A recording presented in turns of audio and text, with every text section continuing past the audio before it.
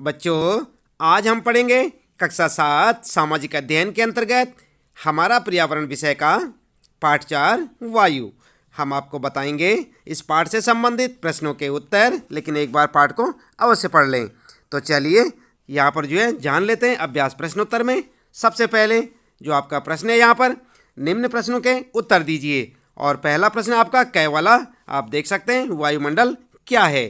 तो आपने पाठ पढ़ लिया होगा, आप समझ गए होंगे वायुमंडल क्या है। उत्तर में लिखेंगे आप, हमारी पृथ्वी चारों ओर से वायु की बनी चादर से घिरी हुई है, जिसे वायुमंडल कहते हैं। पृथ्वी पर सभी जीव जीवित रहने के लिए वायुमंडल पर निर्भर रहते हैं। ठीक है, तो इस प्रकार से आप अपना उत्तर लिख सकते हैं। बात करते हैं बच्चों, दूसरा प्रश्न है आपका, वायुमंडल का अधिकतर भाग किन दो गैसों से बना है। तो आपने पढ़ा होगा जो कौन सी वो दो गैसें हैं। उत्तर में लिखेंगे, वायुमंडल में सबसे अधिक पाई जाने वाली दो गैसें हैं, और कौन सी हैं? नाइट्रोजन 78% और ऑक्सीजन 21%। ठीक है, तो इस प्रकार से आप अपना उत्तर लिखेंगे। बात करते हैं तीसरा प्रश्न है बच्चों, वायुमंडल में कौन सी गैस हरित गृह प्रभाव पैदा करती है। तो उत्तर में क्या लिखेंगे? वायुमंडल में कार्बन डाइऑक्साइड, क्लोरोफ्लोरोकार्बन और कार्बन मोनोऑक्साइड गैस हरित गृह प्रभाव पैदा करती है। तो इस प्रकार से आप अपना उत्तर लिखेंगे। अगला प्रश्न है, मौसम किसे कहते हैं। उत्तर में लिखें, किसी निश्चित स्थान पर निश्चित समय में पाए जाने वाली वायुमंडलीय दशाओं को मौसम कहते हैं। ठीक है, अगला प्रश्न है, वर्षा के 3 प्रकार लिखें। तो यहाँ पर आप लिखेंगे, उत्तर में लिखेंगे वर्षा के 3 प्रकार, हेडिंग डालेंगे, नंबर 1, नंबर 2, नंबर 3 करके लिखेंगे। सबसे पहले नंबर 1 पर लिखेंगे आप संवहनीय वर्षा, दूसरी चक्रवातीय वर्षा और तीसरा पर्वतकृत वर्षा। ठीक है, तो इस प्रकार से आप वर्षा के तीनों प्रकार लिखेंगे। अगला है, वायुदाब क्या है। उत्तर में लिखेंगे, पृथ्वी की सतह पर वायु के भार द्वारा लगाया गया दाब वायुदाब कहलाता है। और अगला प्रश्न है बच्चों, दूसरा प्रश्न आपके लिए सही पर, जो यहाँ पर सही उत्तर होगा, नीचे ऑप्शन दिए हुए हैं उन पर सही का चिन्ह कीजिए। और जो पहला है आपका क वाला, निम्नलिखित में से कौन सी गैस हमें सूर्य की हानिकारक किरणों से बचाती है। तो आपने पाठ में पढ़ ही लिया होगा बच्चों, कौन सी गैस बचाती है हमें। यहाँ पर आपके लिए 3 दे रखी हैं, कार्बन डाइऑक्साइड, नाइट्रोजन और ओजोन। तो इसका उत्तर क्या लिखेंगे आप? उत्तर लिखेंगे ओजोन। ठीक है, और इसके बाद अगला है आपका प्रश्न, वायुमंडल की सबसे महत्वपूर्ण परत है और कौन सी है। 3 ऑप्शन है यहाँ पर देख सकते हैं, क्षोभ मंडल, वायुमंडल या मध्यमंडल। उत्तर में लिखेंगे आप क्षोभ मंडल। ठीक है, तो इस प्रकार से आप अपना उत्तर लिखेंगे। अगला प्रश्न है बच्चों, यहाँ पर भी आपके 3 ऑप्शन है। गै वाला प्रश्न है, वायुमंडल की निम्न परतों में कौन सी बादल विहीन है। क्षोभ मंडल, समताप मंडल या मध्यमंडल। तो यहाँ पर क्या लिखेंगे उत्तर में? उत्तर में लिखेंगे समताप मंडल। ठीक है, और इसके बाद अगला प्रश्न है आपके लिए, वायुमंडल की परतों में जब हमें ऊपर जाते हैं तब वायुदाब बढ़ता है, घटता है या समान रहता है। 3 ऑप्शन है यहाँ पर, तो आप क्या लिखेंगे? घटता है। ठीक है, उत्तर में लिखेंगे घटता है। वायुमंडल की परतों में जब हमें ऊपर जाते हैं तब वायुदाब घटता है। ठीक है, अगला है यहाँ पर प्रश्न है, जब वृष्टि तरल रूप में पृथ्वी पर आती है उसे हम कहते हैं, क्या कहते हैं? बादल, वर्षा या हिम। उत्तर में लिखेंगे वर्षा। ठीक है, देख रहे ना आप उत्तर, ये है वर्षा। और इसके बाद तीसरा प्रश्न है बच्चों, निम्नलिखित स्तंभों को मिलाकर सही जोड़े बनाइए। तो यहाँ पर आपको सुमेल करना है, जोड़े बनाने हैं। आप देख सकते हैं, क में है व्यापारिक पवनें और इधर लिखा है मौसमी पवनें। ख में है लू और इधर क्या लिखा है? पवन की क्षैतिज गति। और इसके बाद है गै वाला है मानसून और अस्थाई पवन, गह वाला है पवन, अस्थाई पवन। आप अपनी पाठ्य पुस्तक में देख सकते हैं बच्चों, अपनी किताब में इस प्रकार से दिया हुआ है प्रश्न ये। और उत्तर में आप जो है इनको मिलाएंगे और सही क्या लिखेंगे? व्यापारिक पवनों के साथ लिखेंगे अस्थाई पवन, और ख वाले में लू के साथ लिखेंगे स्थानीय पवन, और ग के साथ मानसून के साथ लिखेंगे मौसमी पवन, और पवन के साथ लिखेंगे पवन की क्षैतिज गति। तो ये आपका उत्तर हो जाएगा। ठीक है, आप इसी प्रकार से लिखें। ये आपका प्रश्न था और इसके बाद उत्तर में आप इस प्रकार से इन्हें मेल कर देंगे। अगला है चौथा प्रश्न बच्चों, और यहाँ पर जो है पूछा है कारण बताइए। तो बहुत सारी यहाँ पर जो है बातें लिखी हुई है, इनका कारण आपने बताना है। जैसे नंबर 1 है यहाँ पर, आर्द्र दिन में गीले कपड़े सूखने में अधिक समय लेते हैं। ठीक है, तो क्यों लेते हैं इसका कारण बताना आपने।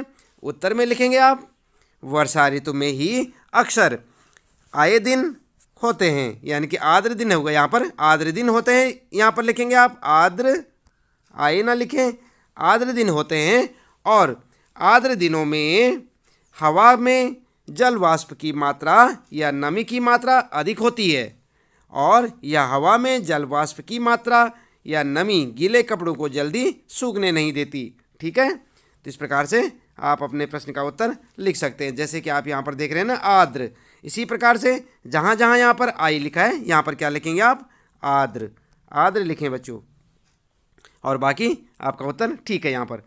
इसके बाद अगला है बच्चों, यहाँ पर ख वाला प्रश्न है, भूमध्य रेखा से ध्रुवों की ओर जाने पर आतपन की मात्रा घटती जाती है।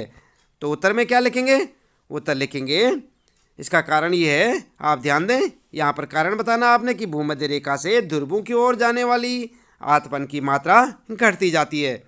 तो इसका कारण क्या है, कारण लिखना आपने। तो उत्तर में लिखेंगे, भूमध्य रेखा पर वर्ष भर सूर्य की किरणें सीधी पड़ती हैं, लेकिन जैसे जैसे भूमध्य रेखा से उत्तर दक्षिण की ओर जाते हैं तो सूर्य की किरणें तिरछी पड़ने लगती हैं। यही कारण है कि भूमध्य रेखा से ध्रुवों की ओर जाने पर आतपन की मात्रा घटती जाती है। ठीक है, तो इसी प्रकार से आप अपना उत्तर लिखें।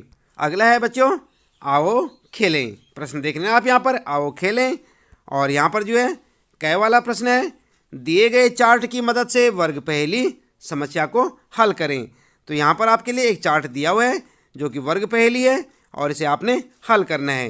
तो देख रहे हैं आप, इसको पूरी तरह से देखें, आप अपनी पाठ्य पुस्तक में देख सकते हैं और ये आपके समझ में पूरा आ जाएगा। इसके बाद यहाँ पर ध्यान दें, आपने क्या करना है इस वर्ग पहेली में, इस प्रकार से लिखना है आपने। जैसे यहाँ पर देख सकते हैं, बाएं से दाएं और ऊपर से नीचे।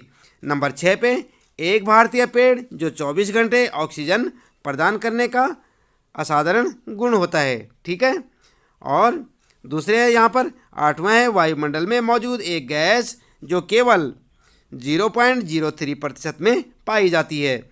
और 11वीं जगह पे क्या लिखना है, वायुमंडल की सबसे बाहरी परत। और 12वें पे बहुत सारी गैसों का मिश्रण। 14वां है जीवित रखने वाली गैस। 15वां है गतिशील वायु। और 16वां है एक भारतीय पेड़ जिसका औषधीय गुणों के लिए महत्व होता है। 18वां है हानिकारक सूर्य किरणों से हमारी रक्षा करने वाली गैस। 19वां है निम्न वायुदाब। तो आप इन्हें जो है अपनी पाठ्य पुस्तक से देख सकते हैं, वहाँ पर आपको साफ साफ दिखाई देगा।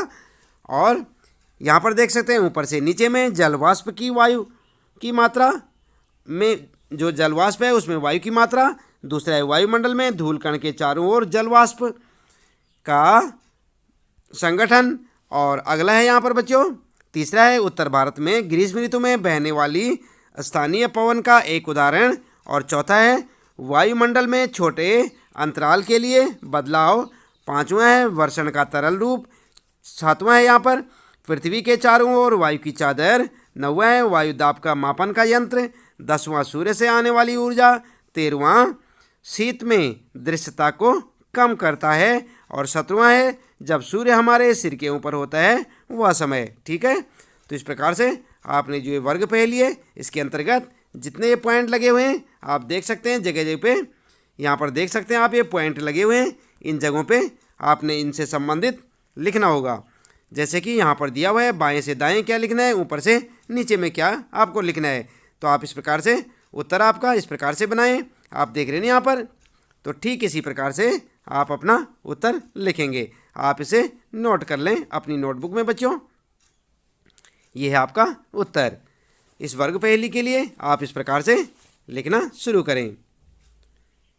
देख रहे हैं ना आप यहाँ पर, जैसे यहाँ पर देख सकते हैं आप पीपल, देख रहे हैं ना ये PEEPAL, देख रहे हैं ना पीपल। तो इसी प्रकार से ये सारे के सारे नाम है आपके लिए। जैसे आप यहाँ पर देख सकते हैं रेन, आप देख रहे हैं यहाँ पर RAIN, रेन। इसी प्रकार से आप देख सकते हैं यहाँ पर, जैसे कि लू, देख रहे हैं यहाँ पर LOO, लू। तो इसी प्रकार से आप सबको पढ़ें। यहाँ पर देख सकते हैं आप नीम, और इसी प्रकार से आप देख सकते हैं ओजोन, दिख रहा है ना आपको ओजोन। यहाँ पर साइक्लोन लिखा है ना, तो इन्हें पढ़ना और इन्हें पढ़ के आप अपना उत्तर लिख सकते हैं। सारे जो है आप जो इन्हें पढ़ें। इसके बाद बच्चों अगला है, यहाँ पर अगला प्रश्न है ख प्रश्न में आपके लिए पूछा है, एक सप्ताह का मौसम कैलेंडर बनाएं। विभिन्न प्रकार के मौसमों को दिखाने के लिए चित्रों या संकेतों का उपयोग करें। यदि मौसम में बदलाव आता है तो आप एक दिन में एक से अधिक संकेतों का उपयोग कर सकते हैं। उदाहरण के लिए वर्षा करने पर सूर्य बाहर निकलता है। एक उदाहरण नीचे दिया गया है, तो आप देख सकते हैं यहाँ पर कैसे बनाना आपने, देख सकते हैं यहाँ पर दिन और मौसम धूप वाला। तो यहाँ पर क्या बना रखा आपने, सूरज, ठीक है। तो इसी प्रकार से आप जो है सबके लिए बनाएंगे और उत्तर में आप इस प्रकार से बना सकते हैं। ये तो आपके प्रश्न में था और उत्तर में आप ऐसे बनाएंगे। आप देख रहे हैं यहाँ पर ये है उत्तर, और यहाँ पर जो है इसी प्रकार से एक टेबल बनाएं आप, और टेबल में दिन और यहाँ पर मौसम लिखें। जैसे सूरज है धूप वाला दिन, और यहाँ पर जो बादल लगा हुआ है तो बादल वाला दिन, और यहाँ पर देख सकते हैं आप बारिश हो रही है तो वर्षा वाला दिन। ये आपका उत्तर है। इसी प्रकार से यहाँ पर जो है आपको लिखना है कि आप इसे किस नाम से जान सकते हैं। और यहाँ पर आप देख सकते हैं तूफान वाला दिन, ये देखिए यहाँ पर एरो बना हुआ है, और शांत दिन यहाँ पर कुछ नहीं है, ठीक है। तो इस प्रकार से आप जो है अपना उत्तर लिख सकते हैं। तो बच्चों इस प्रश्न के उत्तर के साथ ही इस पाठ से संबंधित आज के आपके प्रश्न उत्तर यहाँ पर समाप्त होते हैं। उम्मीद है कि आपको अच्छे से समझ आए होंगे। मिलते हैं फिर अगली वीडियो में। आपका दिन शुभ हो।